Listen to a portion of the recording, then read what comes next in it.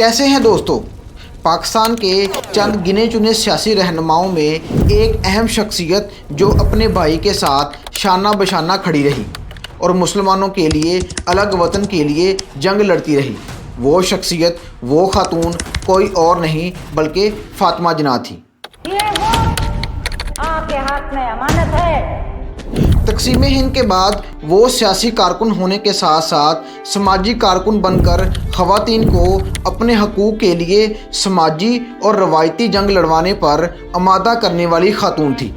हिंदुस्तान के गुलाबी रंगों और अनगिनत तहजीबों में फातिमा जिन्ना 31 जुलाई 1893 को बॉम्बे में पैदा हुई। फातिमा जिन्ना ने अपने भाई की सियासी जद्दोजहद में भरपूर साथ दिया और अक्सर सियासी मशवरे भी दिया करती थी। She was very possessive of Quaid-e-Azam because Quaid-e-Azam had a daughter, Dina. तहम उन्होंने अपने सियासी करियर को प्रोफेशन के तौर पर नहीं बल्कि अपनी कौम की खिदमत करने के लिए वक़्फ़ किया। मुल्क के फायदे और कौम के फायदे के लिए इस्तेमाल करना, ना कि कोई और चीज़ के लिए। और 1937 में आपने पहली बार ऑल इंडिया मुस्लिम लीग की लखनऊ में होने वाली सियासी बैठक में हिस्सा लिया, जिससे आहिस्ता आहिस्ता आपका सियासी कद बढ़ने लग गया। और कायद-ए-आज़म की वफ़ात के बाद पाकिस्तान मुस्लिम लीग जमात के आपस में सियासी हुक्मरानी को लेकर तज़ादात और लड़ाई झगड़े शुरू हो गए। और अप्रैल 1949 में जब फातिमा जिन्ना लाहौर आईं तो उन्होंने महसूस किया कि पंजाब तबाही की तरफ जा रहा है और मुस्लिम लीग दो ग्रोहों में टूट चुकी है। और पंजाब की इस बिगड़ती हुई सूरत हाल को देखते हुए फातिमा जिन्ना ने अमली तौर पर दोबारा सियासत में आने का फ़ैसला किया, जिसने फातिमा जिन्ना की ज़िंदगी को सियासत के मैदान में 3 हिस्सों में बांट दिया। और कायद-ए-आज़म की वफ़ात के बाद लोगों ने फितरी तौर पर मोहतरमा को भाई की जानशीन के तौर पर देखना शुरू कर दिया था। तहम अवामी राय के ख़िलाफ़ कुछ ताकतें मौजूद थीं जिन्होंने कुछ ऐसे वाक़यात अरेंज करवाए कि फातिमा जिन्ना की आवाज़ को दबाया जा सके।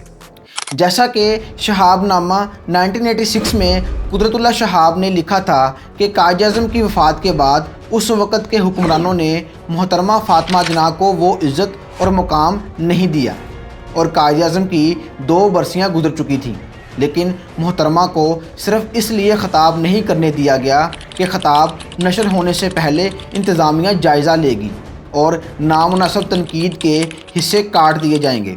लेकिन ये बात मोहतरमा ने कभी कबूल नहीं की, क्योंकि हुक्मरानों को डर था कि वो ऐसी ऐसी बातें कहेंगी जो नहीं कहनी चाहिए। In Karachi, before a sorrowing multitude, Pakistan's creator and first Governor General was laid to rest. और आखिरकार 1951 में कायद-ए-आज़म की 30वीं बरसी के मौका पर जब मोहतरमा की शराइत मान ली गई तो उन्होंने तकरीर करी। तहम जिस हिस्से में उन्होंने हुकूमत पर तनकीद करी थी उसी लम्हे ट्रांसमिशन बंद कर दी गई और मोहतरमा इस बात से बिल्कुल अनजान थी। फातिमा जिन्ना ने हमारी ज़िंदगी में वापसी का ऐलान किया है। इस मामले पर ज़बरदस्त शोर शराबा हुआ और अगले ही दिन अखबारात में हुकूमत पर बेहद मज़म्मत और तनकीद करी गई। तहम हुकूमत सिर्फ तकनीकी बुनियादों पर अपने काले करतूत छुपाने के लिए मनगढ़ंत कहानियाँ बना रही थी और इस तकरीर से हुकूमत के इमेज को इतना नुकसान नहीं पहुँचना था जितना उस बुज़दिली से पहुँचा। और दूसरी तरफ तमाम सियासी और गैर सियासी कुव्वतें इक़्तिदार के लालच में एक दूसरे के साथ 2-2 हाथ करने और मरने मराने तक पहुँच चुके थे।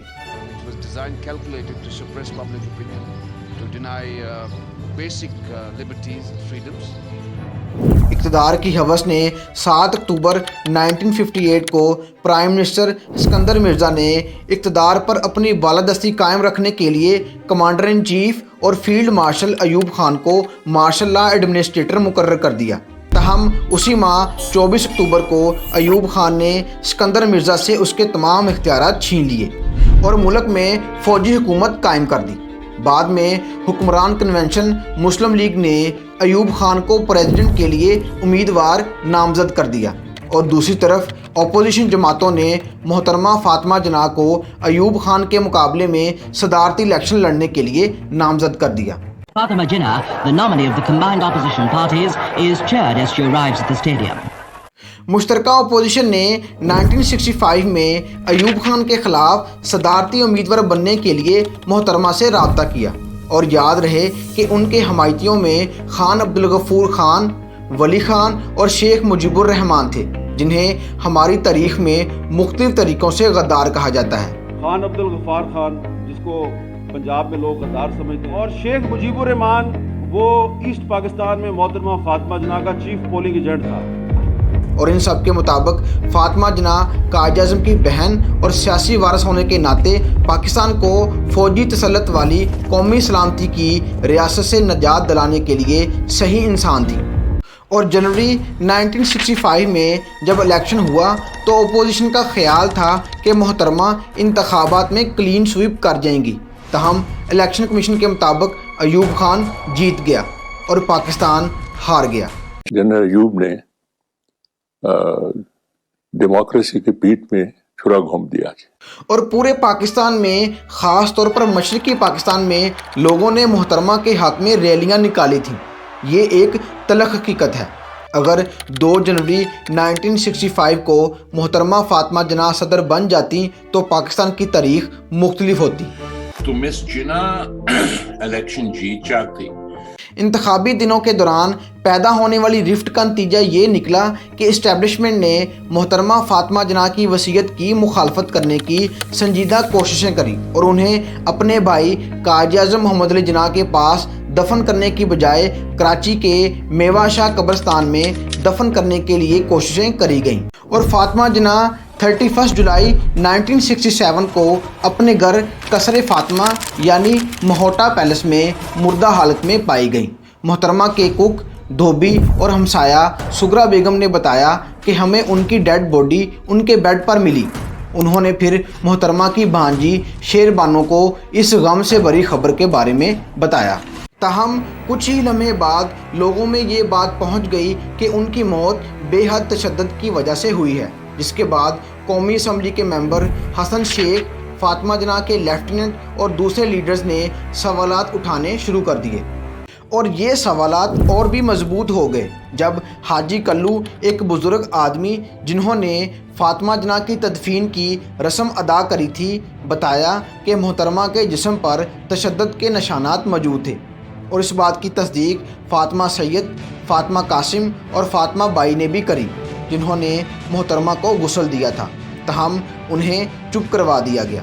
اور آپ کا جنازہ قصر فاطمہ سے ہوتا ہوا پولو گراؤنڈ پہنچا، جہاں آپ کی نماز جنازہ مفتی محمد شفیع نے ادا کروائی، اور تقریباً 10,000 لوگ آپ کے جنازے میں شریک ہوئے، اور انہیں اپنے بھائی قائد اعظم کی قبر سے 120 فٹ بائیں جانب سپرد خاک کر دیا گیا۔ تاہم فاطمہ جناح کی وفات ہمیشہ کی طرح آج بھی ایک مسٹری ہی ہے، کیونکہ گورنمنٹ نے کبھی انویسٹیگیشن نہیں کروائی، اور یہ پہلی مرتبہ نہیں تھا، بلکہ اس سے پہلے پاکستان کے پہلے پرائم منسٹر لیاقت علی خان اور بعد میں بے نظیر بھٹو بھی اسی تیر سے شکار کیے جا چکے ہیں۔ اور بدقسمتی یہ بھی ہے کہ آج تک کوئی نہیں جان سکا، اور اگر کوئی جان بھی پایا تو سچ سامنے نہیں لا سکا کہ آخر ان اموات کے پیچھے کون تھا۔ تاہم عام لوگوں میں محترمہ کی وفات قدرتی نہیں تھی، یہ ایک اسیسینیشن تھی جسے ایک راز کی طرح دبا دیا گیا۔